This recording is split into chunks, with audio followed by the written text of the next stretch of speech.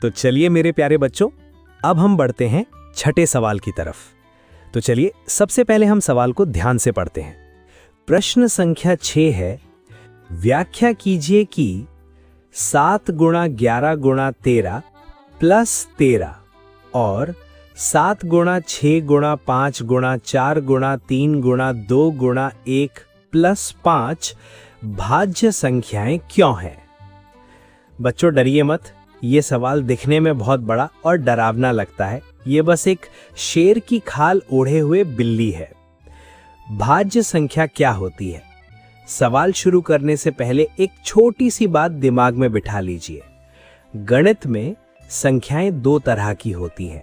पहली अभाज्य, ये बहुत जिद्दी होती है, ये किसी के पहाड़े में नहीं आती, इनके टुकड़े नहीं किए जा सकते, जैसे 2, 3, 5, 7। दूसरी भाज्य, ये बहुत मिलनसार होती हैं, ये दूसरों के पहाड़े में आती हैं। उदाहरण देखिए, जैसे संख्या 4 को लीजिए। क्या 4 भाज्य है? हाँ, क्योंकि ये 2 के पहाड़े में आती है।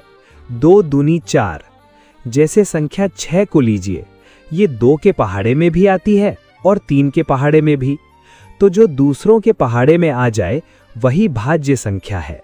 पहचानने का तरीका, अगर हम किसी संख्या में से कोई नंबर कॉमन बाहर निकाल सकें तो समझ जाओ कि वो भाज्य संख्या है, क्योंकि कॉमन निकलने का मतलब ही है कि उसके अंदर कोई और नंबर छुपा बैठा है।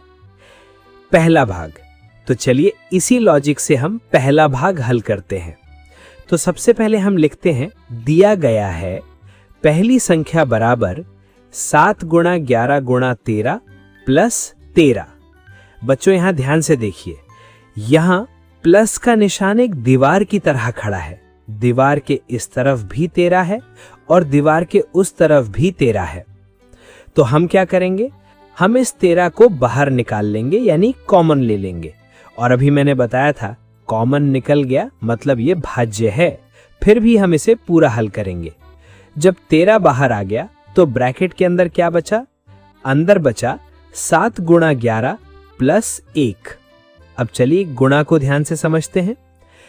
ब्रैकेट के अंदर देखिए 7 और 11 है। 7 का पहाड़ा 11 बार पढ़िए। 7 गुणा 11 बना 77। अब इस 77 में वो बचा हुआ 1 जोड़ दीजिए। 77 प्लस 1 बन गया 78।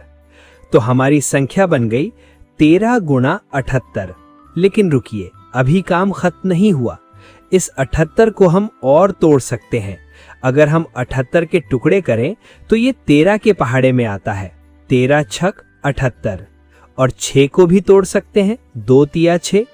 तो 78 के पूरे टुकड़े बने 2 गुणा 3 गुणा 13। तो हमारी पूरी लाइन बन गई 13 गुणा 2 गुणा 3 गुणा 13। निष्कर्ष, तो परीक्षा में हम लिखेंगे, अतः दी गई संख्या एक भाज्य संख्या है जो कि 13, 2 और 3 से विभाजित है। दूसरा भाग, अब इसी प्रकार हम दूसरे भाग को हल करेंगे। हम लिखेंगे, दिया गया है दूसरी संख्या बराबर 7 गुणा 6 गुणा 5 गुणा 4 गुणा 3 गुणा 2 गुणा 1 प्लस 5। यहां भी वही खेल है। प्लस के निशान को देखिए, दोनों तरफ 5 मौजूद है, तो हम यहां भी 5 को बाहर कॉमन ले लेंगे। जब 5 बाहर आ गया तो ब्रैकेट के अंदर क्या बचा? अंदर बचा 7 गुणा 6 गुणा 4 गुणा 3 गुणा 2 गुणा 1 प्लस 1। ध्यान दीजिए, 5 की जगह अब 1 बचा है। अब अंदर वाली संख्याओं का गुणा करते हैं एकदम स्टेप बाय स्टेप। हम पीछे से छोटे नंबरों से शुरू करेंगे ताकि गुणा करना आसान हो जाए। 1 दूनी 2, 2 तिया 6, 6 चौके 24। यहां तक आ गया 24। अब 24 को अगले नंबर 6 से गुणा कीजिए। 24 छक 144। अब आखिर में इस 144 को सबसे बड़े नंबर 7 से गुणा कीजिए। अगर हम रफ में गुणा करें तो 7 चौके 28 का 8 हासिल 2, इस तरह करते हुए तो आएगा 1008। अब इसमें वो आखिरी वाला 1 जोड़ दीजिए। 1008 प्लस 1 ये बन जाएगा 1009। तो हमारी संख्या बन गई 5 गुणा 1009। निष्कर्ष। तो परीक्षा में हम लिखेंगे दी गई संख्या 5 और 1009 से विभाजित है, अतः ये एक भाज्य संख्या है। ये हमारा फाइनल उत्तर है।